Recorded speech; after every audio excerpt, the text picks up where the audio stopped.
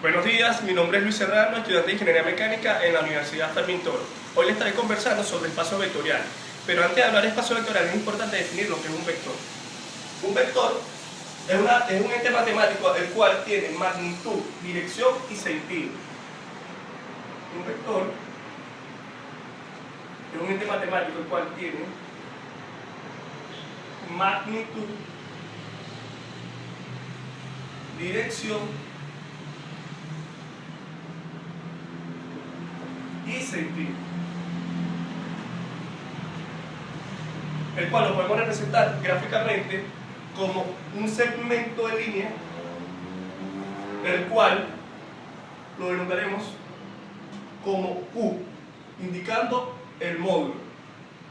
Lo representaremos con esta U bajo estas rayitas, o U sin la flechita arriba. Ese nos indicará la longitud que hay desde la cola hasta la punta del vector. En cuanto a la dirección nos indicará el ángulo conformado que hay entre el vector y la horizontal. Es decir, este ángulo que se forma acá entre el vector y la horizontal lo llamaremos θ, por poner un ejemplo. Y ese nos indicará la dirección.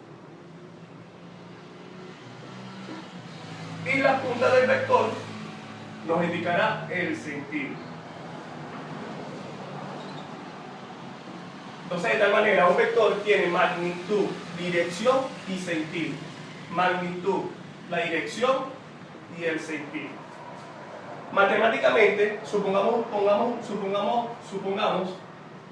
CAU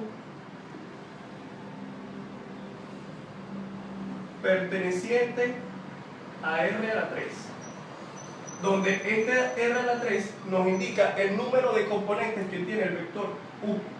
En este caso, tiene 3 componentes, es decir, U va a ser igual sub 1, U sub 2, U sub 3. Y algebraicamente queda de la siguiente manera: U será igual a U sub 1 y más U sub 2 otra más U sub 3 K. Una vez definido lo que es un vector, vamos a definir lo que son espacios vectoriales.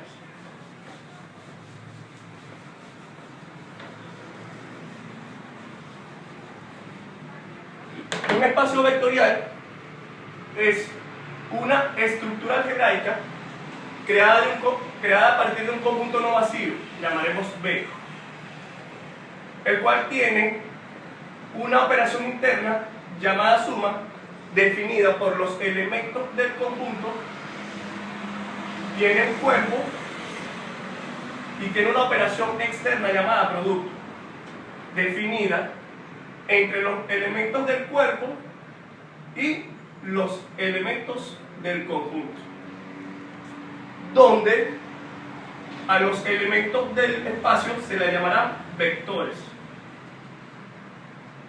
Los elementos del espacio se les llamarán vectores. Y a los elementos del cuerpo se les llama escalares. Donde estos escalares pueden ser números reales o números complejos. Números escalares o números complejos. Acá. A toda esta estructura algebraica o espacios vectoriales tienen ciertas características, el cual vamos a definir a continuación. Como habíamos mencionado anteriormente, un espacio vectorial es una estructura algebraica creada a partir de un conjunto no vacío, el cual tiene una operación interna llamada suma, definida entre los elementos del conjunto, tiene un cuerpo y tiene una operación externa llamada producto, definida entre los elementos del cuerpo y los elementos del conjunto. Para que esta estructura algebraica pueda ser un espacio vectorial, Las operaciones internas y externas deben cumplir las siguientes condiciones. En la primera, para un par de vectores pertenecientes al espacio vectorial, la sumatoria de ese par de vectores es un vector perteneciente al espacio vectorial. 2. Para un par de vectores pertenecientes al espacio vectorial, la sumatoria de U más B va a ser igual a la sumatoria de B más U. Esto quiere decir que la sumatoria de vectores es conmutativa. Para tres vectores pertenecientes al espacio vectorial, la sumatoria de los dos primeros vectores y el resultado se lo sumas al tercero va a ser igual a la sumatoria de los últimos vectores sumándole el primer vector. Esto quiere decir que la sumatoria de vectores es asociativa, en la cual existe un vector nulo. El vector nulo es aquel vector cuyos componentes es igual a 0, tal que si le sumamos un vector U no nulo más el vector nulo, el resultado será un vector no nulo, será el vector no nulo. Esto quiere decir que el vector nulo es el elemento neutro del espacio vectorial. 5. Para todo vector U perteneciente al espacio vectorial existe un vector B perteneciente al espacio vectorial, tal que U más B es igual al vector nulo del espacio vectorial. Esto quiere decir que el vector B es el opuesto del vector U. Si logramos observar acá, es lo mismo decir que el vector U, le sumamos su opuesto, es B su opuesto, esto nos dará el vector nulo, que es el elemento neutro del espacio vectorial. A continuación, veremos qué condiciones debe cumplir la operación interna de los vectores de los espacios vectoriales. Ahora vamos a mencionar las condiciones que debe cumplir la operación externa producto dentro del espacio vectorial. En la primera condición, para todo alfa perteneciente al cuerpo y el vector U perteneciente al espacio vectorial, entonces la multiplicación por un escalar de alfa por el vector U es un vector perteneciente al espacio vectorial. En la segunda condición, para el vector U perteneciente al espacio vectorial, existen dos escalares, alfa y beta pertenecientes al cuerpo, tal que la multiplicación por un escalar de la suma de los escalares alfa y beta por el vector U va a ser igual a alfa por el vector U más beta por el vector U. Esto quiere decir que el vector U distribuye sobre la suma escalar.